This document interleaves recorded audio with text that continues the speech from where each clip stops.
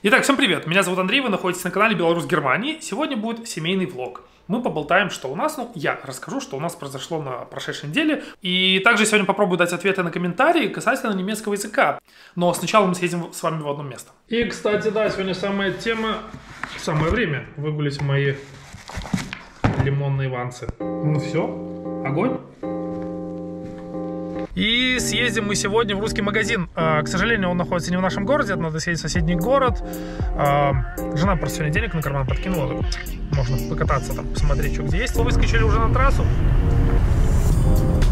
Начинаем разгон небольшой. За что люблю немецкие автодороги?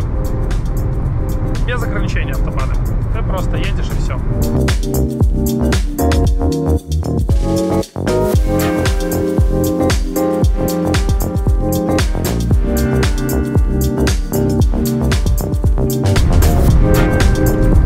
Кстати, люди, которые пишут, вот вы покинули Беларусь, вы не представляете, насколько это красивая, прекрасная страна, какие там красоты.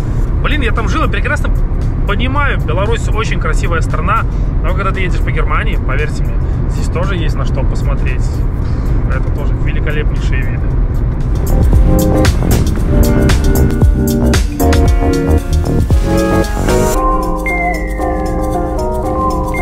Вот и магазин русский. Казачок. А вот рядом с ним мы, наверное, сейчас и припаркуемся. Вот откуда джип отъехал. Разрешили мне поснимать в магазине. Вы как владелица, правильно? Нет. Ну, мой муж владелец. Ну так муж и жена, это же то же самое практически. Да, так что вот люди уже как 16 лет здесь вот держат русский магазин, поэтому сейчас примерно покажу, что здесь есть интересного. Ну тут у вас смеси русская и все. Одна дама снимала тут. Да? Тоже блогеры? Ну. А, класс. Советское шампанское. А что самое популярное вообще? Что вот люди вот берут, приходят, вот именно, может, там зачем-то постоянно?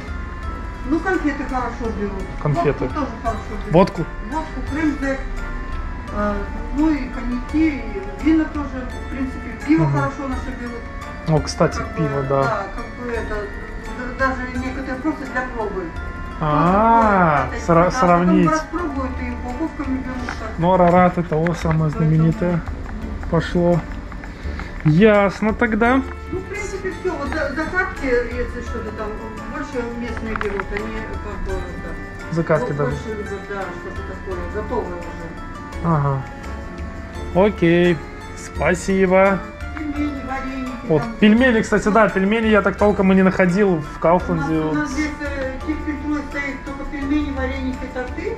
И дальше туда рыба, ну там, знаете, уже немного, но это буквально, что у нас только воздух завалено. Ясно тогда, спасибо. Так, водка. Пиво. О, Жигулевское есть. 2 литра евро 99, Оболонь, бочковое. Кстати, да, все время мы раньше Оболонь, когда ездили еще на Украину, пили его там и пили его потом и в Гомеле. Балтика, вот девяточка, это ж вообще радость, наслаждение. Евро 15. О, алкоголь 8,0. Сказка. Кстати, надо взять попробовать. Я его не пил. Наверное, уже Балтику девятку с времен учебы. Я бы сказал так.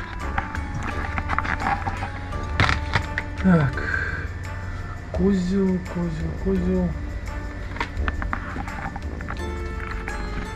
Так, конфеты. Что у нас тут по конфетам интересно? Вот, Аленку я возьму, сегодня пойду в гости. Мне Аленку надо взять. Угу. Птичье молоко. Коровка. Так, 0,85, это килограмм 8,5. Чай, квас. Семечки. Вот с семечками. Это, да, любимая еда русских. Семечки, их просто тут жесть сколько.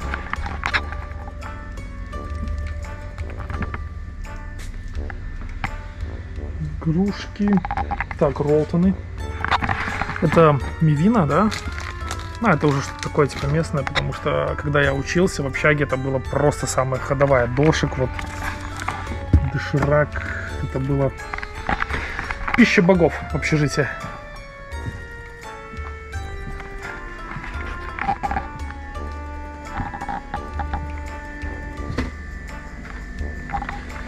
Так, что у нас тут есть? Так, креветочки 4,99.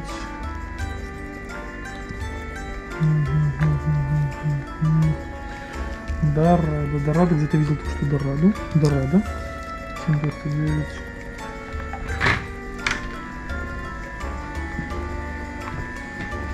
Крабовые палочки. Закатки.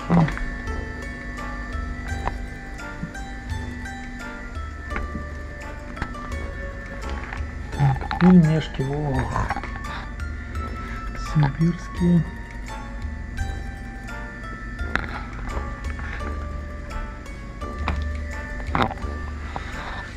Так, бычки.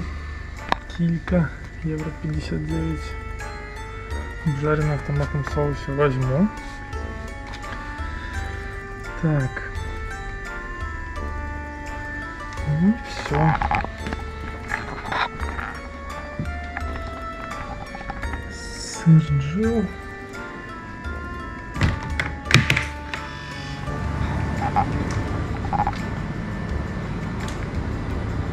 Квас белый. Мороженое. 0,85 до евро, 2,99 до евро 30 в общем. СССР.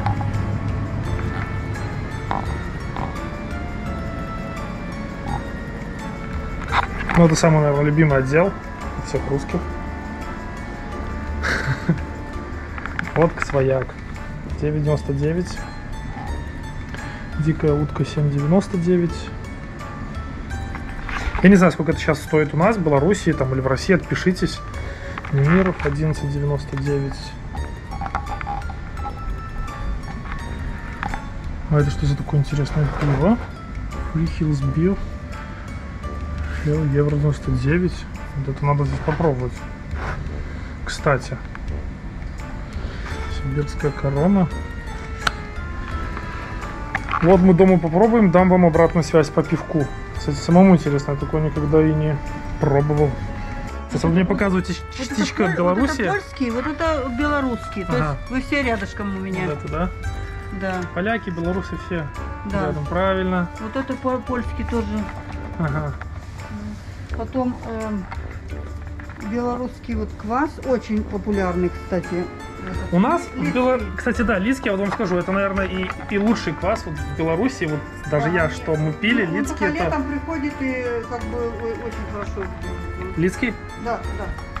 А, это я пробовал. Водка белорусская, смотрите, как у меня ее. Смотрите. Все, вот здесь еще придет. 2 сорта. Выпили. Да? Популярная. Ну. Вот так вы знаете, что Не, водка ну как мы популярна. говорим, что батька по советским стандартам еще делает. Ох, как же мы в этом заблуждаемся, поверьте мне. Ну, этот отдел самый популярный, я так понимаю. Ну, мы его, тут как-то у нас был 2 дня выходных, Ага, куда их девать? Мы никуда не ездим, 2 года никуда не ездим ага, с этой короной. И вот у нас вот до сих пор было, ага. здесь у нас конфеты были, и вот это мы все это переделали, перестроили, короче, ну ничего не входило, потому что особенно прошлое лето, это что-то было. Ну, У нас столько запасов было, у нас все выпили, все выгребли. А, потому что, да, никто никуда не ездил. Дома И... сидели, да. Да, и, да. ну, и, в принципе, вот брали даже Для дезинфекции, кстати, да, я там... водку, она дешевая, да. Он пришел 12,99 за евро, да? Местный один пришел, 6 штук за раз взял, они, говорят, и выпьют, и помоют руки.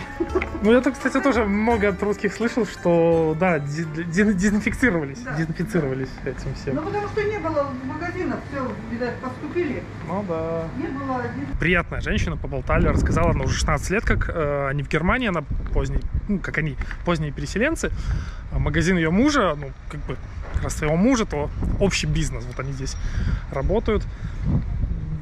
Про людей тоже говорит вот сейчас за этих 2 года, что мы, ну, практически 2 года уже как в локдауне во всем, то, говорит, вот алкогольные стеллажи начали улетать просто на ура, потому что все сидят дома, никуда не ездят. Так что, ну, по ценам, не знаю, смотрите сами, сравнивайте, я вот вам показал.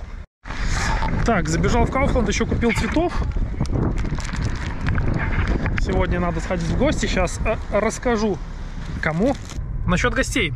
В гости я сегодня пойду к нашим друзьям. Это семейная пара из Германии. Они здесь родились, выросли. Они ровесники моих родителей. Это очень интересные люди. Мне нравится с ними очень общаться. Во-первых, язык подтягивается, потому что, ну, я вот про язык именно как про что я учил, это в конце мы все еще, я буду рассказывать.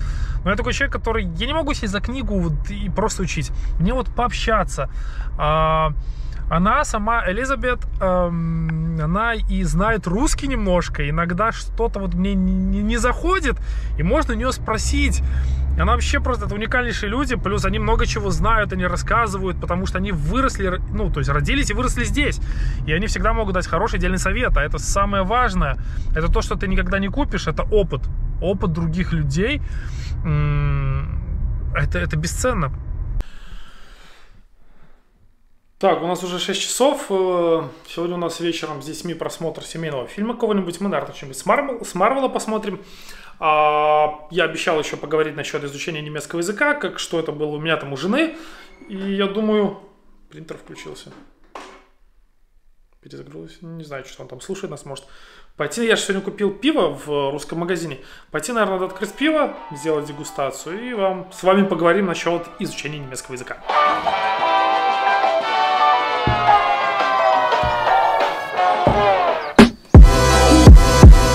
Так, честно говоря, даже не знаю, с чего я начать. Почему я выбрал Балтику 9? Экстра лагер, бир, 8 градусов, 8 оборотов, если быть точнее. Ностальгия в этом магазине такая накатила, я даже Ролтона потом поел. И Балтика, это вот было особенно во время, когда я жил в общаге. Там еще Портер был, что-то Дизель, доктор Дизель еще пиво было такое. Это было, ну, оно покупалось для того, чтобы максимально быстро достигнуть эффект. Помню, бутылка Дизеля просто разматывала там 0,5, если там берешь литрушку, это все, это уже значит в шкумадан, и ты такой весь пауэр заряженный. И было очень интересно. Второе я взял трехгорное. Я первый раз вижу такое пиво, повелся просто на бутылку с этикеткой, скажу так. Ну, мне просто понравилось, как она выглядит. Я не знаю, как бы разрешено ли вот алкоголь вот так вот показывать. Так, ладно, Балтика 9. Оно все такое же ядерное. Так, ладно. Ах, боже мой. Касательно немецкого языка, напоминаю, мы сюда переехали за счет того, что моя жена здесь подтвердила диплом на немецком языке. И очень часто и много людей спрашивают, как долго научила, где научила, как я язык учил. Расскажу сначала про себя. Я язык не учил вообще, когда сюда переезжал, потому что, ну, во-первых, не было времени как-то, я думал про работу, я как-то не загонялся, я такой человек, что планы на будущее, ну, вот на тот момент я жил там сегодняшним днем, и все было хорошо. Как бы я знал, что вот мы по чуть-чуть там жена занималась, ей надо было приехать сюда, пройти госпитацию. Я был там с детьми, слава богу, у меня вот была теща, она мне настолько помогла, это просто непередаваемое. Ей огромнейшее спасибо. Если бы не она, я бы, наверное, сошел бы с ума просто, ну, будем честны, да. Она и готовила, она и там с детьми все время помогала, ну, это было шикарно, все. И благодаря ей, вот, наверное, мы этот путь прошли намного легче, чем это могло быть. Ну, потому что Ольга находилась в Германии. Я язык не учил, ну, скажем так. То времени, то работа, ну, как-то болт забивал, ну, я не знаю. Короче, не учил я язык. Сюда я приехал с нулевым уровнем. Хотя нет, я умел считать, наверное, до 10. Если выпил бы пиво, то, может, я в обратную сторону. Ну, и типа, как меня зовут, там, сказать спасибо я мог на немецком языке. В итоге я приехал сюда в январе 2020 года. По-моему, с февраля я записался на курсы. В конце февраля я пошел на них. Походил раз, там, по-моему, 3 месяца. Курсы местные, кстати, для всех, кто приезжает, ты имеешь право записаться. 50% тебе оплачивает город, 50% ты платишь сам. это с временным видом на жительство, по-моему, 190 евро в месяц надо платить. И если ты успешно сдаешь экзамен, еще от этой суммы ты забираешь еще 50%. Ну, это вообще было шикарно. Я на это как бы не рассчитывал, потому что я, тем более, восстановился в группу в середине. Группа начиналась с сентября 2019 года. И я туда пришел в феврале или в марте. Я поначалу сидел, вообще не понимал, что происходит, что они говорят, что такое немецкий язык, потому что английский и русский, английский намного проще. Ты на английском думаешь, как и на русском. Все. На немецком ты даже должен думать немножко по-другому. Кто знает немецкий язык, со мной согласится. В итоге мы отучились 3 или 4 месяца, начался локдаун, все закрыли. И потом приходит письмо, через там еще, по-моему, 2 или сколько месяцев был локдаун. Типа, все, готовьтесь, у вас через месяц экзамен на B1. Я... Что? Типа, что в итоге? В итоге приходит письмо, ответ. Поздравляем вас, B1. Я не знаю, я по себе считаю, что это была удача, но я сдал вот на B1 и все. И на этом мой уровень остановился, потому что дальше школа закрылась, потом опять началась корона, все позакрывалось. И в итоге я все время нахожусь дома. Скажу вам сразу, те люди, которые боятся, что вы не поднимете язык, все вы поднимете. Вот как мне некоторые в комментарии писали, а вот как вы, это тяжело, вот у вас самих язык, наверное, что не идет, как долго вы учили. Я его не учу. Я хожу, общаюсь с людьми. Я не могу сесть за учебник и учить. Я не такой. Я вот не знаю, не могу. Я все время общаюсь с соседями, там еще 3-е, 10-е с кем-то на улице, на немецком языке. Стараюсь больше коммуницировать именно с немцами, не с русскоязычными людьми. Но русского языка мне хватает и дома. Поэтому он идет, я сам вижу свой прогресс, я теперь больше понимаю, я больше могу что-то выразить, высказать. И, это нормально. Да я допускаю много ошибок, но я на них никогда не смотрю. Так что коммуницируйте, это самое главное. Касательно моей жены, там задавали вопрос, как быстро можно поднять до уровня B2.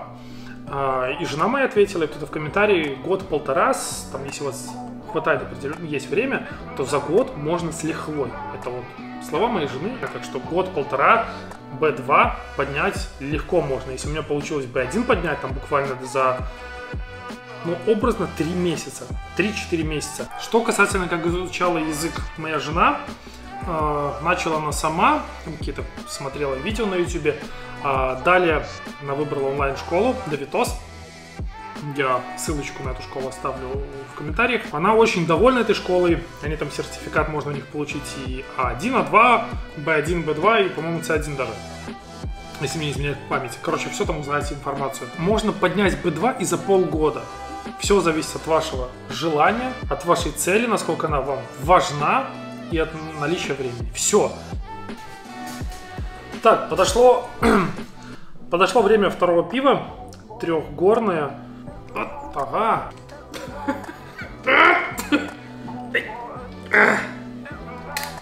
О, умеют люди продавать тоже. Цвет интересный. Трехгорное и горное. Запаха пива вообще нет. Я не знаю. На вкус тоже. Честно говоря, шняга полная. Балтика 9, это больше на пиво было похоже. Итак, на этом видео, наверное, буду заканчивать. У нас еще сегодня просмотр семейного фильма. Мы будем смотреть что-нибудь из Марвела. Хотя мы уже все пересмотрели полностью. Это наша любимая. Вот Марвел, там вот обожаем все. Особенно Стражи Галактики. Это что-то с чем-то. Я жду 4-ю Матрицу, конечно. Так как это вот воспоминания из детства. Я когда увидел трейлер, это было шикарно. Вам спасибо за просмотр данного видео. Пишите комментарии, задавайте вопросы. И до новых встреч. Пока.